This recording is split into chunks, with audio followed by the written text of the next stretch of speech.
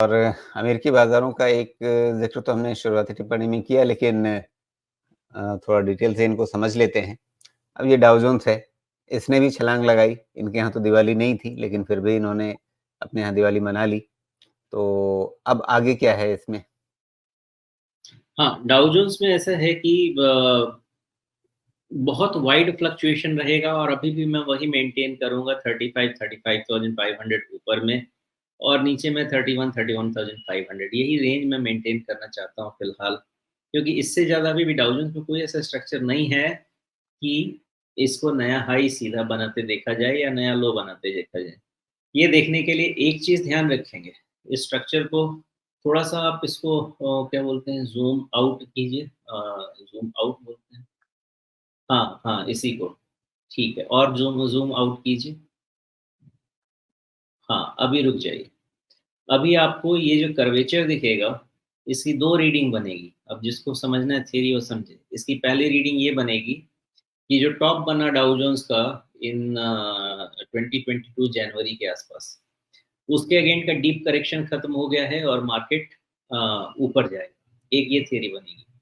दूसरी थ्योरी ये बन सकती है कि इतने लंबे कंसोलिडेशन के बाद भी डाउ जोन्स रफली 35,500 36,000 के ऊपर सस्टेन नहीं कर पा रहा है, तो ये एक बार फिर से और double top kind of structure या राउंडिंग टॉप स्ट्रक्चर लेके नीचे जाने की कोशिश करेगा। अब ये दोनों थियरी में से कौन जीतेगा, इसका अंदाजा नहीं है। कैसे लगेगा अंदाजा, ये समझिए।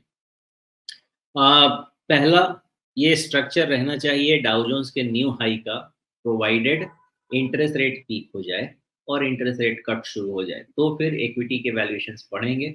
और डाउ जोन्स के वैल्यूएशंस उतने भी बहुत अभी स्ट्रिंजेंट नहीं, बहुत प्रीमियम नहीं है। तो पहली थियरी ये लगती है कि अगर इंटरेस्ट रेट पीक हो गया और कट शुरू हो गया, तो ये जो कर्वेचर है राउंडिंग टॉप का, ये खत्म होके जो इन बिटवीन मैंने डीप करेक्शन और उसके बाद राइज की बात की, some fine day Dow Jones आपको 37,000 निकाल के दे देगा। ये स्ट्रक्चर है। लेकिन अब अनफॉर्चुनेटली अगर कोई ग्लोबल जियोपॉलिटिकल टेंशन बहुत ज़्यादा गलत सिचुएशन ले लेता है, या इन्फ्लेशन 1 महीना 2 महीना ठीक रह के आगे काबू में नहीं आता है, अगर ऐसा है, तो फिर वॉच कीजिएगा 31,500 या 31,000 के आसपास का लेवल। इसके नीचे अगर डाउ जोन्स गया, तो फिर फ्रेश बड़ी वीकनेस की बात हम करेंगे। तो इसके लिए आपको मैंने बहुत लंबा कॉन्टूर दिया हुआ है पहले से ही, 31.5 नीचे में और 35.5 36,000 ऊपर में। ये कॉन्टूर को ध्यान रखिएगा, यही आपको प्रीएम्प्ट करके बताएगा कि आने वाला मैक्रो इकोनॉमिक डेटा या जियोपॉलिटिकल डेटा कैसा हो सकता जी। और इनका जो S&P 500 है, क्या वो भी सेम इसी थ्योरी को रेप्लिकेट कर रहा है, या यहाँ पे तस्वीर कुछ अलग है ब्रॉडर होने के चलते? है। देखिए, S&P 500 का रीडिंग में ना अभी बहुत क्लैरिटी नहीं है, लेकिन बहुत ज़्यादा डिफरेंस नहीं है उनका। स्ट्रक्चर काइंड ऑफ सिमिलर है, लेकिन आपको ज़्यादा बेहतर डिस्कशन के लिए आपको नैस्डैक रहेगा। नैस्डैक का जो स्ट्रक्चर है वो ऐसा है, kind of cup and handle type का है, तो ये पॉजिटिव स्ट्रक्चर माना जाना चाहिए। लेकिन अब फिलहाल पॉजिटिव स्ट्रक्चर तभी तक है जब तक इंटरेस्ट रेट कट वाली बात वैलिड है, क्योंकि आईटी स्टॉक्स के लिए हाँ, लेकिन सॉफ्टवेयर उसके लिए फिर हैंडल के ऊपर ब्रेकआउट चाहिए होगा ना?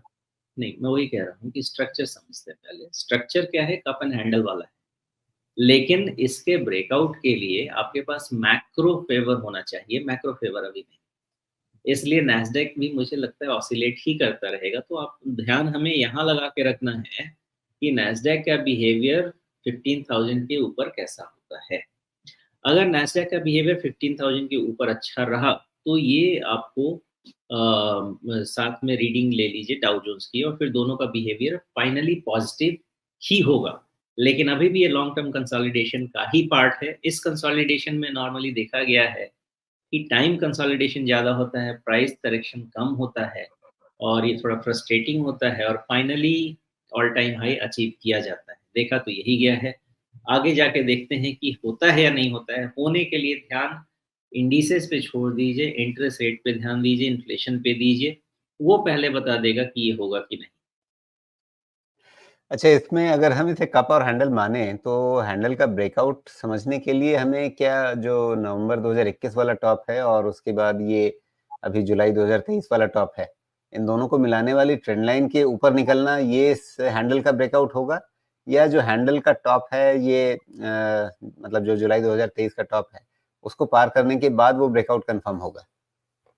देखिए एक्चुअली इसका ब्रेकआउट एक तरह से देखा जाए तो मार्केट तो यही कह रहा है कि ब्रेकआउट हो चुका है, लेकिन उसको थोड़ा-सा वेट करते हैं। 2 थियरी है यहाँ पे मेरी। एक थियरी के हिसाब से ब्रेकआउट देने की कोशिश कर रहा है, दूसरे थियरी के हिसाब से अभी ब्रेकआउट देना बाकी है। तो मैं इसीलिए अंदाज़ा लगा के बैठा हूँ कि शायद इसको 15,000 निकलने देते हैं तभी। वैसे ब्रेकआउट के हिसाब से बहुत ही क्रूशियल लेवल पे है। आपने जो ये रेजिस्टेंस ज़ोन बनाया है, ये भी एक वैलिड रेजिस्टेंस है। लेकिन बेहतर तो रहेगा कि ये 15,000 निकाल ले और वो टॉप निकल गया तो हमारे पास बेटर कंफर्मेशन है कि फिर कप एंड हैंडल नहीं, फिर आप इसको काइंड ऑफ थोड़ा-सा complicated reverse head and shoulders read कर सकते जी। तो ये रही अमेरिकी बाज़ारों की हालत और ये कुल मिलाकर के जैसा आपने शुरुआती टिप्पणी में ही कहा था कि इन अमेरिकी बाज़ारों की स्थिति का मतलब हमारे लिए ये है कि वो अ, मतलब हम बहुत ज़्यादा ऊपर ना जाएँ लेकिन बहुत नीचे ना गिरें, इसके लिए ज़रूरी है कि अमेरिकी बाज़ार में कोई ब्रेकडाउन ना आए। हैं। जी, बिल्कुल, ये बहुत ज़रूरी है। जी। चलिए तो अब बाकी जो और फैक्टर्स हैं उन पे भी निगाह डाल लेते हैं और जब अमेरिका की बात कर रहे हैं तो उनके बॉन्ड यील्ड की बात ही कर लेते हैं। आपने बार-बार ब्याज दरों के बारे में कहा, तो ये बॉन्ड यील्ड तो कह रहा है कि हो गया ब्याज दरों में जो होना था या अभी कुछ वहाँ बाकी है? जैसा मैंने लास्ट टाइम समझाया था, ये 50-50 रेंज में है। 4.5 टू 5 ऊपर में और 4.3, 4.25 एंड देन 4 ऐसे-ऐसे बॉन्ड यील्ड का मूवमेंट होना चाहिए। ओवरऑल स्ट्रक्चर की बात की जाए तो स्ट्रक्चर वीकिश है, लेकिन फिर भी मुझे लगता है कि 4.3, 4.25 इसके पास आके थोड़ा रुकेगा और फिर उसके बाद देखते हैं कैसा है, लेकिन फाइनली 200 डीएमए की तरफ होना चाहिए। तो मार्केट ओवरऑल 4% की तरफ तो 10 इयर्स को फैक्टर करना चाहिए। मेबी एक और महीने के इन्फ्लेशन डेटा का वेट करेगा मार्केट, उसके बाद ही वो चीज़ को फैक्टर करेगा। जी।